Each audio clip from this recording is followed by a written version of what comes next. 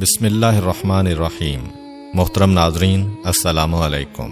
ایک یہودی کو رسول خدا صلی اللہ علیہ وآلہ وسلم سے چند دینار قرض واپس لینا تھا۔ ایک دن آپ راستے میں جا رہے تھے کہ وہ یہودی آپ کے پاس آیا اور اس نے کہا، جب تک آپ میرا قرض ادا نہیں کریں گے اس وقت تک میں آپ کو یہاں سے نہیں جانے دوں گا۔ نبی اکرم صلی اللہ علیہ وآلہ وسلم نے فرمایا، اس وقت ادائیگی کے لیے میرے پاس کچھ بھی نہیں ہے۔ یہودی نے کہا، جب تک آپ میرا قرض واپس نہیں دیں گے میں بھی آپ کو یہاں سے جانے نہیں دوں گا۔ آپ نے فرمایا، اگر یہ بات ہے تو میں تیرے ساتھ یہیں بیٹھ جاتا ہوں۔ یہ کہہ کر آپ اس کے ساتھ بیٹھ گئے۔ جیسے جیسے وقت گزرتا گیا آپ کے صحابہ وہاں جمع ہوتے گئے۔ جب انہوں نے یہودی کی یہ جسارت دیکھی تو انہوں نے اس کو سزا دینے کا ارادہ کیا۔ آپ نے انہیں ہر طرح کی تادیبی کارروائی سے روک دیا اور فرمایا کہ تم دور چلے جاؤ۔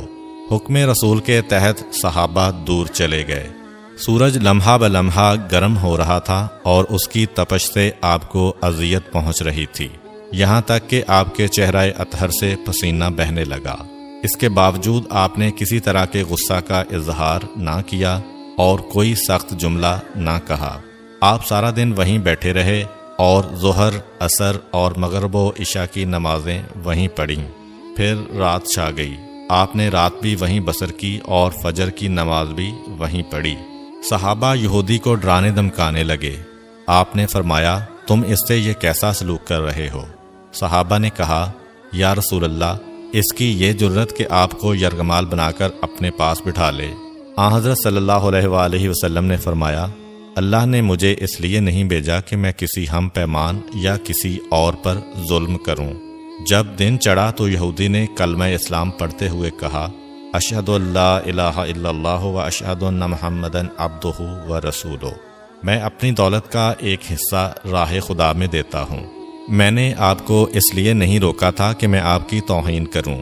اس ذریعے سے میں آپ کے پیمانہ صبر کو آزمانا چاہتا تھا، کیونکہ تورات میں میں نے آپ کی یہ صفت پڑھی ہے، محمد بن عبداللہ مکہ میں پیدا ہوگا اور طیبہ کی طرف ہجرت کرے گا۔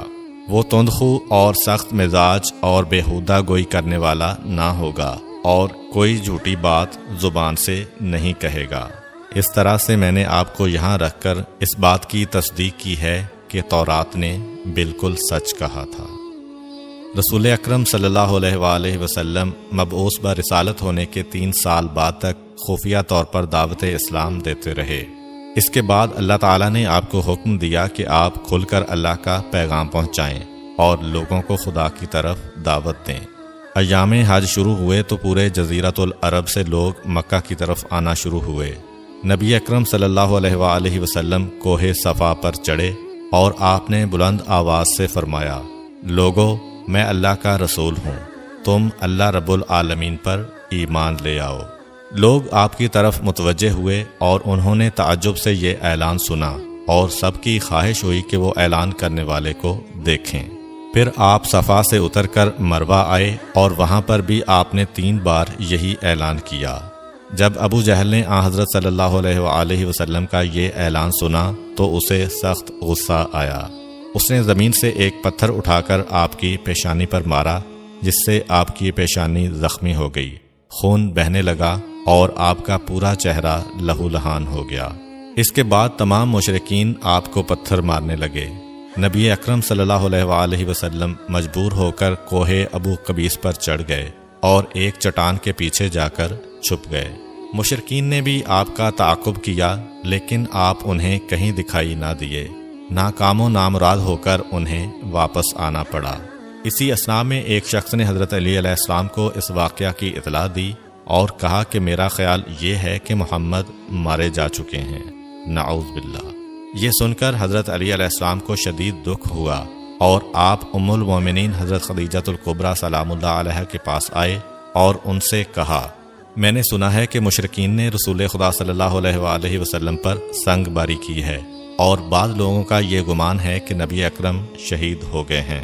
آپ روٹی پانی اٹھائیں اور میرے ساتھ انہیں تلاش کرنے کے لیے چلیں، ممکن ہے ہمیں ان کا کہیں نشان مل جائے۔ آپ وادی پر نظر رکھیں اور میں پہاڑ کے دامن میں آپ صلی اللہ علیہ وآلہ وسلم کو تلاش کرتا ہوں۔ آپ روتے ہوئے آگے بڑھے اور آپ کہہ رہے تھے، یا رسول اللہ، ہمیں جواب دیں، آپ کہاں ہیں؟ میری روح آپ پر قربان، آپ کس وادی میں بھوکے پیاسے ہیں؟ آپ نے مجھے اپنے ساتھ کیوں نہ لیا تھا؟ حضرت خدیجہ رو رو کر فریاد کر رہی تھیں، کوئی ہے جو نبی مصطفیٰ کی مجھے خبر دے؟ کیا کسی نے انہیں دیکھا ہے جو مجھے ان کے متعلق بتلائے؟ اس وقت جبریل امین علیہ السلام رسول خدا صلی اللہ علیہ وآلہ وسلم پر نازل ہوئے۔ ان کے پیچھے ملائکہ کی بہت سی صفیں تھیں۔ انہوں نے حضرت صلی اللہ علیہ وآلہ وسلم سے کہا، خداوند جبار نے ہمیں آپ کے فرمان کی تعمیل کے لیے بھیجا ہے۔ اگر آپ چاہیں تو ہم اس قوم کو تباہ کر دیں گے اور ان کا دنیا میں کہیں نام و نشان تک دکھائی نہ دے گا۔ رحمت للعالمین نے فرمایا، میں نبی رحمت بنا کر بھیجا گیا ہوں، میں عذاب و انتقام کا حامی نہیں ہوں۔ پروردگار میری قوم کو معاف کر دے، وہ مجھے جانتے نہیں ہیں۔ جبریل امین علیہ السلام نے حضرت صلی اللہ علیہ وآلہ وسلم سے کہا، خدیجہ سلام اللہ علیہا آپ کو تلاش کر رہی ہیں۔ خدیجہ کے رونے نے آسمان کے فرشتوں کو رلا دیا ہے۔ آپ انہیں جواب دیں، خدا کی طرف سے اور ہماری طرف سے انہیں سلام پہنچائیں اور انہیں جنت کی بشارت دیں۔ نبی اکرم صلی اللہ علیہ وآلہ وسلم نے خدیجہ و علی کو صدا دی اور انہیں اپنے پاس بلایا۔ دونوں شخصیات آپ کی خدمت میں حاضر ہوئیں۔ انہوں نے آپ کی پیشانی پر پٹی باندھی اور گھر لے آئے۔ جب مشرکین کو معلوم ہوا کہ نبی اکرم صلی اللہ علیہ وآلہ وسلم اپنے گھر آ چکے ہیں تو انہوں نے گھر کا محاصرہ کر لیا اور سنگ باری شروع کر دی۔ حضرت علی علیہ السلام اور حضرت خدیجہ سلام اللہ علیہا آپ کا دفاع کرنے لگے۔ جب سنگ باری میں معمولی سا وقفہ ہوا تو حضرت خدیجہ گھر سے نکلیں اور انہوں نے چیخ کر کہا، فرزندان قریش، کیا تم سے حیا رخصت ہو گئی ہے؟ تم اپنے قبیلہ کی معزز اور محترم خاتون کے گھر پر سنگ باری کرنے لگے ہو۔ اگر تمہیں خدا کا خوف نہیں ہے تو دوسرے لوگوں کو اپنے اوپر ہنسنے کا موقع نہ دو اور اپنے لیے ہمیشہ کی ذلت و بدنامی تو نہ خریدو۔ جب مشرکین نے حضرت خدیجہ سلام اللہ علیہا کی گفتگو سنی تو ندامت کے مارے ان کے سر جھک گئے اور وہ شرمندہ ہو کر اپنے گھروں کو چلے گئے۔ نبی اکرم صلی اللہ علیہ وآلہ وسلم نے دعوت اسلام کا آغاز ان روح فرسا واقعات کے ساتھ کیا تھا۔ آپ پر کروڑوں سلام ہوں۔ آپ نے لوگوں کو گمراہی و ضلالت سے بچانے کے لیے قدم قدم پر تکالیف اٹھائیں اور صدمے برداشت کیے۔ امید کرتا ہوں کہ آپ کو آج کی ویڈیو اچھی لگی ہوگی۔ اگر آپ کو ہماری ویڈیو اچھی لگی ہے تو ویڈیو کو لائک کریں اور مزید اس طرح کی ویڈیوز دیکھنے کے لیے ہمارا چینل سبسکرائب کر لیں۔